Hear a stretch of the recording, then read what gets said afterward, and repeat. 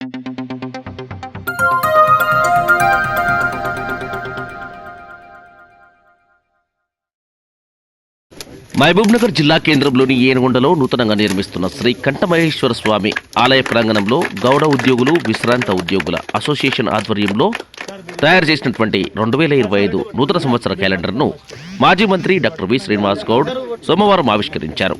ఈ సందర్భంగా కంఠమహేశ్వర స్వామి దేవాలయ నిర్మాణ పనులను కూడా ఆయన పరిశీలించారు.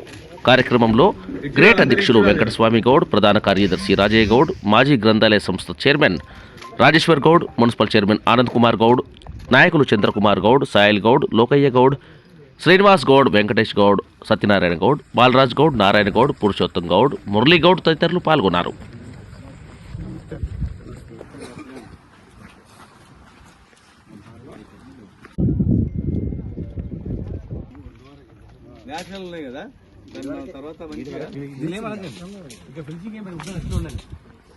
అద్భుతమైన న్యాచురల్ రాళ్ళు కదా ఇక్కడ ఎవరు లేరు.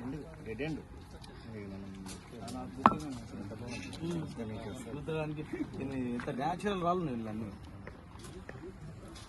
ఇదేం ఇక్కడ ID tower, Amar Raja, bypass road, medical college, KCR park, double bedroom ఇంకా కడతారు, చిన్నది కట్టేస్తారు.